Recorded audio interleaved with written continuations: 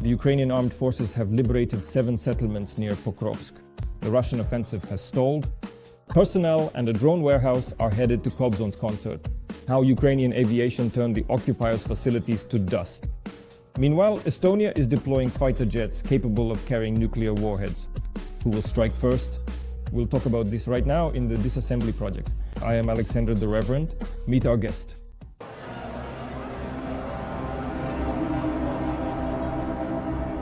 Friends, welcome Roman Svetan, military expert on the Disassembly Project. Roman Grigorievich, glad to see you. Hello. Greetings. I wish everyone good health. Likewise. Roman Grigorievich, here's the news I'd like to start with. The defense forces destroyed 2 warehouses of the occupiers' drones with ammunition, according to the General Staff. At this logistics hub, there were strike drones such as Molnia, Boomerang, the Novgorod Vandal, and Goranich. And in short, others as well. They also took out ammunition, large warehouses, tens of thousands of mines, grenades, cartridges, and so on. Could you please tell us your thoughts on the strikes against the occupiers' logistics and drone warehouses? To what extent can we strengthen this area in order to reduce the enemy's capabilities? The thing is, the reason we're hitting warehouses now and succeeding at it is this. It's because the Russians have mostly brought up a second wave, essentially the reserves for their summer offensive campaign, closer to the front line. In other words, while they were still dispersed somewhere farther back east of Volgograd, it was difficult to intercept them there. But once they moved their so-called army rear, the army's frontal rear, up to Luhansk essentially, that is when they're within 50 to 100 kilometers, we have the ability to reach them. For example, HIMARS, the M30 and M31 rocket launchers have a range of 80 kilometers. So these rockets, and there are also operational drones that under direct control can reach up to 150 kilometers using a relay system. Right now we also have Madiyar. He's done a great job in this regard, and the forces of unmanned systems. FPV drones, which with the help of relays can go as far as 40 kilometers. So we have the capability to destroy Russian depots in a certain operational rear area, and they've moved them there for now because otherwise it just doesn't work. In order to carry out combat missions on the front line, they had to have these depots in operational readiness. So, from the Russian perspective, this is a forced measure to move their depots closer to the front line, and we, of course, use this as an opportunity to destroy them. We diligently hunted for this hidden depot for a considerably long period of time. The Russians had concealed it quite effectively and thoroughly, both the crucial ammunition and naturally the very same drones. Nevertheless, despite their efforts, we ultimately managed to successfully locate it. We possess a pretty well-developed and sophisticated monitoring system, and our dedicated team, intelligence community, as well as the intelligence communities of our partners, share certain intelligence information with us. Plus, we shouldn't forget about the concerned citizens and partisans, especially those in the Donbas territories. That is, reconnaissance, additional reconnaissance, fire adjustment are definitely present, even tracking and further confirmation of the strike by operational monitoring means. In other words, the full range of intelligence tasks is being carried out, plus destruction. This is exactly what we're talking about right now. Roman Grigorievich, what information do we have from Commander-in-Chief Syrsky about the fact that the armed forces in the Dobropolsky direction have already liberated almost 165 square kilometers? This is one of the hottest areas. So we're talking about the Pokrovsky district of the Donetsk region, where enemy forces were destroyed and cleared from an area of 2.5 square kilometers. And this happened just in the past 24 hours. In total, the area was cleared of sabotage and reconnaissance groups. A total of 188 square kilometers have been cleared of enemy forces. We're talking about, in fact,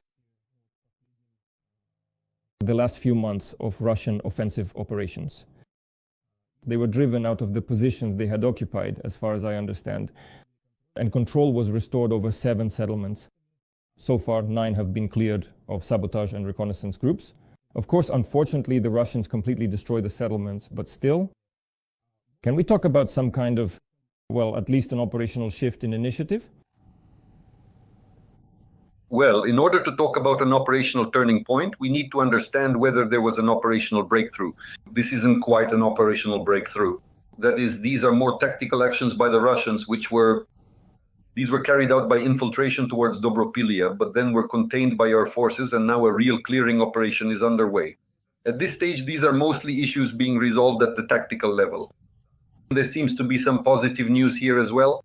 Yes, we're clearing the area. Yes, assault groups are working against the Russian incursion, which was at least a purely political attempt because there wasn't really a military operation as such. A military operation. They carried out a forced march without securing their flanks at all, but gave Putin the opportunity to boast to Trump in Alaska about some kind of breakthrough. But what are the real problems we're facing right now? After all, any assault actions are in fact an offensive operation. That is, an offensive operation, any assault actions not only lead to the destruction of the enemy, but also result in losses on our side. So it would have been better not to allow this breakthrough in the first place. In other words, it would have taken far fewer SS forces to prevent the breakthrough than to contain and clear it up afterward. Here, Syrskyi seems to be presenting it as a positive point, but in reality, any military person would see it as a negative. Why did you let them through then? That is, right now, far more forces and resources are being used for clearing the area than would have been necessary. To contain this at the very beginning, in other words, to prevent the Russians from breaking through and reinforcing their troops in that direction, would have required much less. So with all due respect, such situations must not be allowed, especially in this direction. This is a very dangerous direction for us, especially now, as the Russians are preparing for an operational breakthrough in roughly the same positions. There are already over 100,000 Russian troops gathered there, and in the near future they may continue their advance. Previously initiated by these political, as I call them, Russian groups, once again along the same Dobropilia direction. Although, of course, I don't rule out that there are quite a few directions there. An interesting report has come in that after the Ukrainian armed forces attacked the so-called FSB Dacha, where Putin has vacationed multiple times, we're talking about the Foros sanatorium where the Russians had stationed their military facilities, including their military elite, Saldo, the collaborator from Kherson, whom many people recognized when he appeared on stage with Putin to sign that document on the annexation of Kherson region to Russia, may have been killed. So-called document, of course. He hasn't been in contact since last Sunday, and representatives of the occupation authorities can't locate his whereabouts. What do you think? Could he have been eliminated? And what are your impressions after this attack on the so-called FSB Dacha? It's the same move. Using our intelligence forces to determine the locations of Russian leaders, let's say, those from the FSB, and then carrying out the combat mission using long-range strikes. And in Crimea, that's easy to do. The thing is, Crimea itself is a so-called geographically operational cauldron. There's nowhere to go there, and the Russians, the KGB guys, keep going to the same spots as before. Why? Because there are some locations there that are advantageous, for example, Foros. Foros offers certain control over the approaches, and there's some possibility of cover. Even the Soviet Union's KGB used all of this. That's why the Russians have worn a path there, as they say. Naturally, as soon as there was confirmation that some high-ranking Russian officials were located there, they flew in. Was Saldo there? Well, I'd really like to hope that he was. Although, for example, his absence from the airwaves at this stage could be seen as another possibility. He could have organized all of this, then they flew in, and at that time he went somewhere to the bases for some red mullet, let's say, to treat those FSB guys, and survived. So after that, why would the FSB guys tear him to pieces? Realizing that he could have been the one who set them up. So the reason why Saldo isn't appearing on air still needs to be confirmed. But I'll say it again, I would like to hope that operations like these of ours will also lead to the elimination of collaborators. There are quite a few of them. Not just tens of thousands at this point if you count from 2014. In the next few minutes, we will also discuss the flights of Russian or possibly Russian drones over Oslo, the capital of Norway, and over Copenhagen. They have been spotted there as well. That's the capital of Denmark. But here's what I want to ask you. There are reports that Putin is preparing for a nuclear strike. And not just making threats, but already has his hand practically on the red button. These are analysts from US military intelligence. They claim that the Zapad 2025 exercises simulated a tactical nuclear strike with Putin's involvement. And the risk of an actual nuclear war is now the highest it has been in decades. In their view, the mistrust between Russia and NATO, along with mutual accusations, only increases the risk of escalation. Personally, I think all of this is just fueling the narrative to reduce aid to Ukraine. I don't see anything good in this news. And what do you think about such opinions? With all due respect to the American analysts, they are missing one thing. First, who benefits from, say, stoking nuclear hysteria? It's Russia that benefits. You're absolutely right. The goal is to put pressure on Europeans, Americans, and the international community so that they reduce aid to Ukraine and essentially hand Ukraine over to the Russians to be torn apart, supposedly to avoid starting a nuclear war.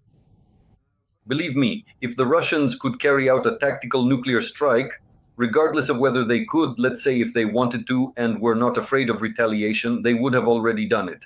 Let's start with that. Back in 2014 or in 2022, there were no tactical nuclear strikes, but they are afraid of our response of us creating a dozen Chernobyls somewhere in Russia. Why? Because they understand perfectly well. As soon as the nuclear Pandora's box is opened, we will not just dig up the dozen nuclear warheads we buried back in 1994. Let them lie there, they might still come in handy.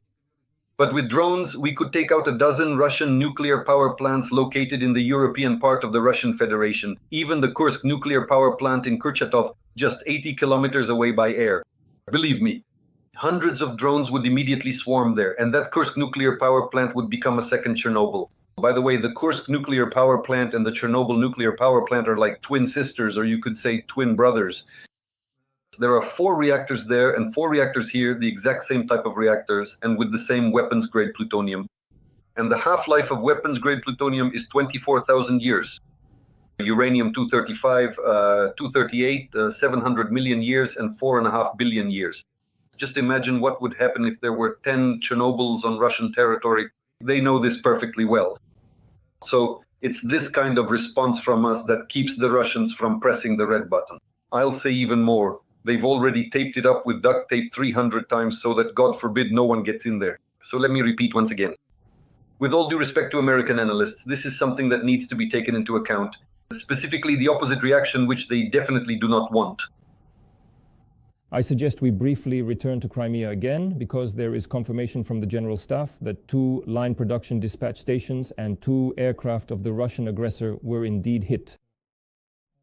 We're talking about a dispatch station called 8N in the area of the settlement. Not this, not that, more in the Bryansk region of Russia, and including, yes, this is already Russian territory. And in Crimea, here's what was damaged. I'll tell you now.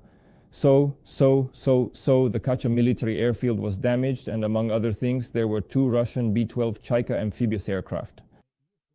They were destroyed or damaged by the forces of the main intelligence directorate.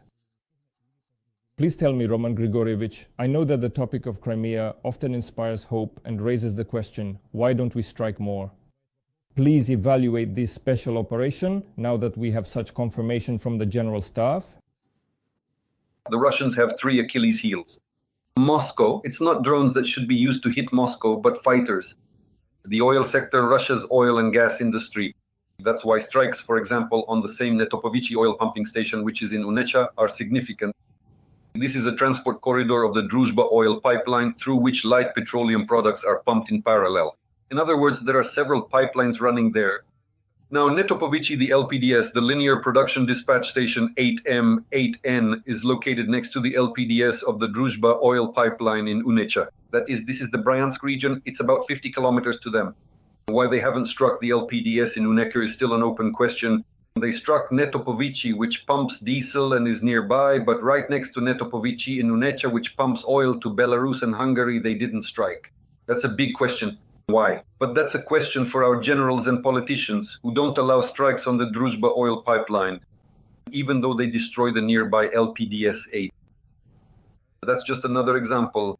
And the second strike was actually quite effective, hitting Samara, the Samara LPDS. It's mainly involved in mixing various types of oil, which after blending becomes Urals and is pumped for export. So it's also an attempt to at least stop one of the branches. So this is the second Achilles heel for the Russians, which they simply can't cover because they just don't have enough resources and means. The third weak spot for the Russians is Crimea. For the same reason, insufficient air defense density in the Crimea region. They can't provide it since the air defense density was mainly ensured by the ships of the Russian Black Sea Fleet, which have now been driven back to Novorossiysk. Naturally, Crimea is left with a single exposed point, which is technically impossible to cover, especially from the sea approach. That's why our drones are used when approaching from the sea and the combat mission is carried out. Kacha is an airfield located on the western coast of Crimea. It used to be the Kacha Flight School. At one time, fighter pilots were trained there. Granted, that was a long time ago, but the airfield still remains. A fairly significant Russian base is located there. Helicopters and B-12 boats, which would have been used by the Russians, were destroyed there for the destruction of our underwater vehicles.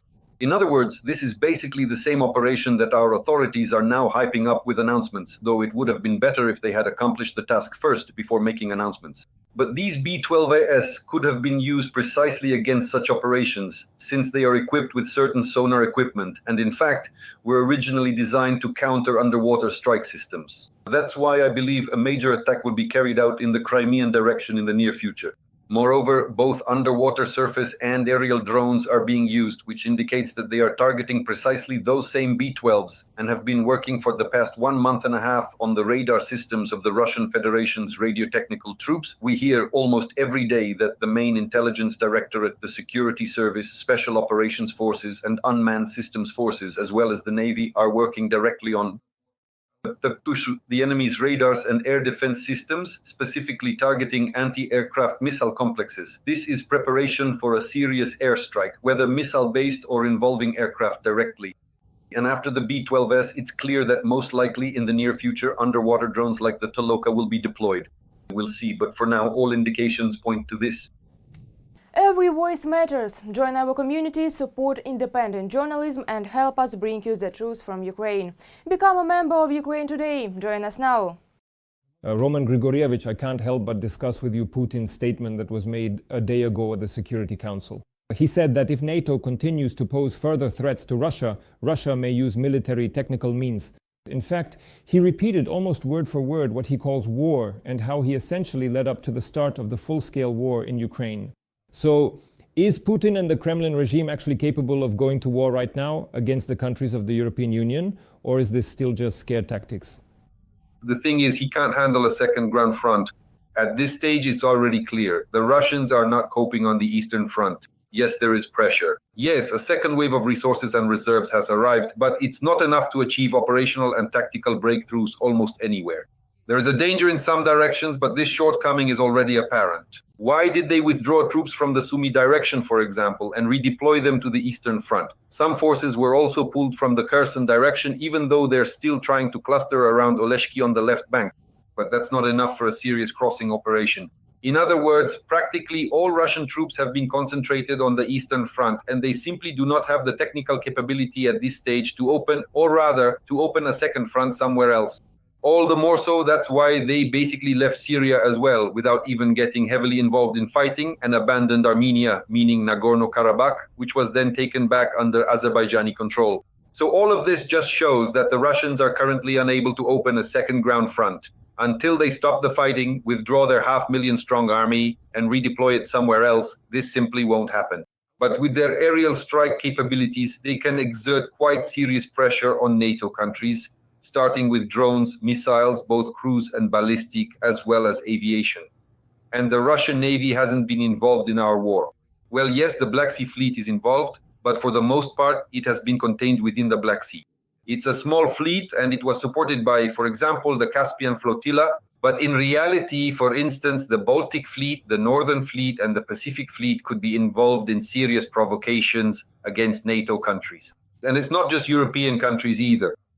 After all, Alaska is only 86 kilometers from Russia. The Bering Strait is 86 kilometers wide. And between the Russian and American islands, it's just 3.6 kilometers.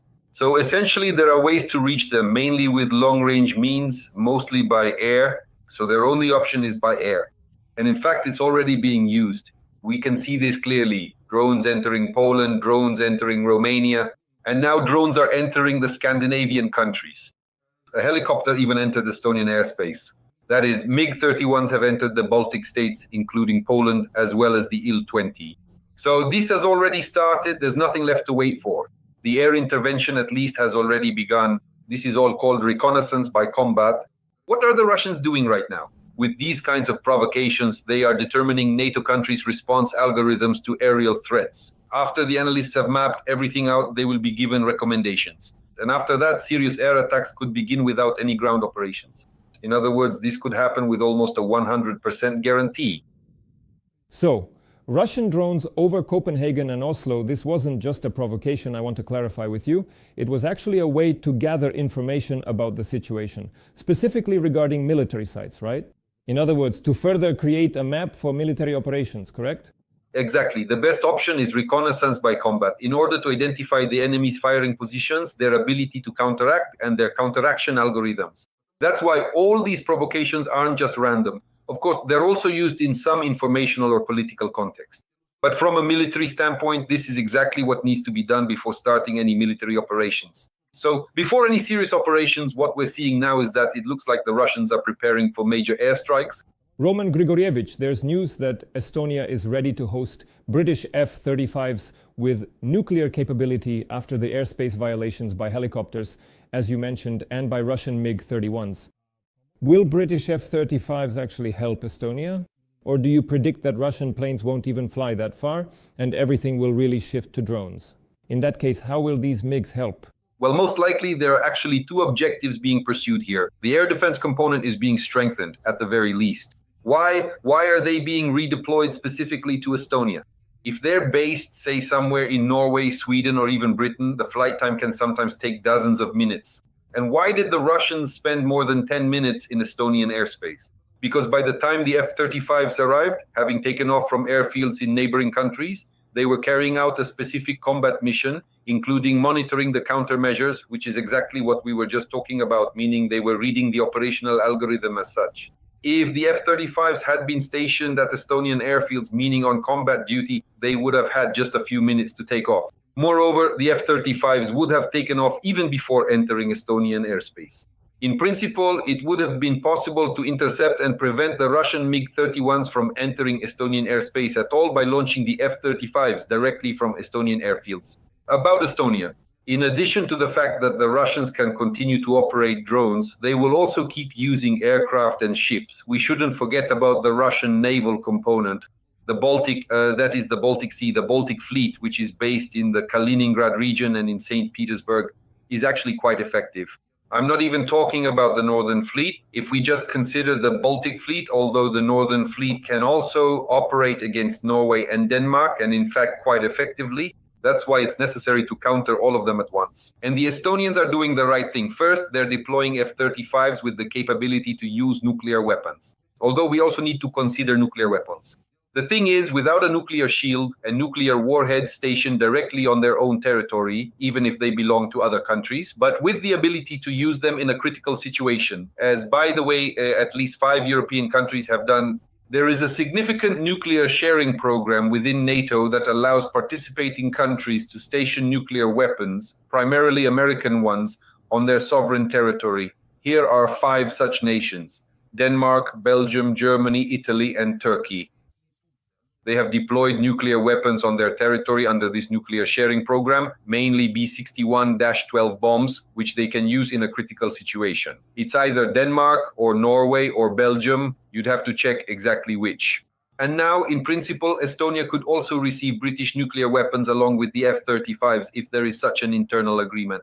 Although that's optimal because the British, well, basically it's all tied to America. So in essence, it's also American, and some of the delivery systems are American as well. The optimal option for Eastern European countries is to deploy French nuclear weapons on their territory.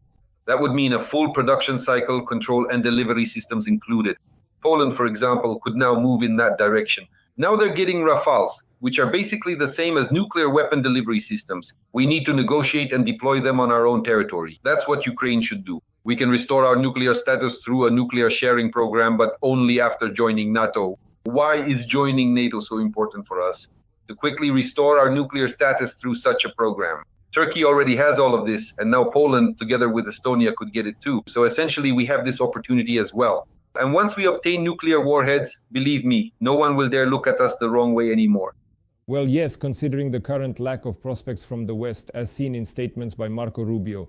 And just recently, the US Secretary of State said that Zelensky should agree to a peace deal with Russia. And let me remind you, Zelensky is already in the US right now at the UN General Assembly and will soon meet with Trump, but we all understand what kind of agreements Zelensky is being told to make. We're talking about capitulation, which I hope is clearly not acceptable to our audience. Roman Grigorievich, in conclusion, the Air Force has successfully struck the occupiers' command post in the south. Su-27 aircraft destroyed this command post with GBU 62 bombs. In addition, the command post was hit, and the location where intelligence had identified a concentration of personnel was also struck. And in fact, these bombs worked very effectively. We are showing this video to our audience, who can now see it on their screens. And just to finish, let me ask you, what successes of the Ukrainian Air Force have you personally noted recently? Because you don't really hear much about this kind of operation in the news. Is it dangerous to fly, or what's the issue? Well, at the very least, our Air Force has recently been reinforced with several dozen modern aircraft, including F-16S and Mirages, which are being used, obviously only at about a quarter of their potential, as air defense. Mainly, this is to counter Russian Shaheds and Russian cruise missiles. For offensive roles, for now at least, most of our old Soviet aircraft like the Su-27 and MiG-29 are being used, but of course with the involvement of American strike systems. These are mainly air-dropped bombs, specifically the GBU-39 glide bombs, which are primarily used by the MiG-29s in offensive operations. And then there are the GBU-62s, the so-called JDAMs, which are essentially guidance kits, or to put it simply, like KABs for free-fall bombs. The Su-27s, in principle, can carry a significant number of these, such as the FAB-250. So mainly the FAB-250, a glide kit is attached to them, and the Su-27 drops them from a certain altitude while carrying out combat missions. But approaching the line of contact at altitudes above 10 kilometers to drop glide bombs is very difficult and extremely dangerous. There is only a certain window of time. In other words, there's an opportunity window when Russian aircraft have been driven away, or Russian radars and anti-aircraft missile systems have been neutralized in a certain direction. That's when our aircraft go in to drop the bombs. Without achieving air superiority, without destroying the enemy's air defenses, any of our aircraft becomes a very good target for Russian air defense systems. So naturally, no one is going to risk them just to be shot down. Right now, for example, those same Hammer glide bombs are being used quite effectively, but they're launched from extremely low altitudes, since they have what's called a booster unit that allows them to be thrown up to 30 kilometers from a very low altitude, staying below the enemy's radar beams, that is, under the so-called radio horizon. All possible mechanisms are being used to ensure, on the one hand, the safety of our aircraft, and on the other hand, to strike at the enemy. But I'll say it again, without total air superiority, it's impossible to use aviation to its full extent. Setting aside political and geopolitical factors, the Israelis did the right thing when they prepared an airstrike against Iran. Let me emphasize again, I'm not increasing or diminishing either side politically or geopolitically. What I want to talk about is the technical aspect itself. They suppressed Iran's air defense systems. After that, they entered Iranian territory, its airspace, and carried out bombing runs with either unguided or precision-guided aerial bombs on military targets. At the very least, they accomplished part of their mission. So, until we suppress the enemy's air defenses, it's dangerous for our aircraft to enter territory controlled by the Russians. We don't have that many of them, neither planes nor pilots, to risk them unnecessarily. Understood. Thank you very much. Roman Svitan, military expert, Ukraine Today, Project Razborka. Roman Grigorievich, we're glad to see you. All the best.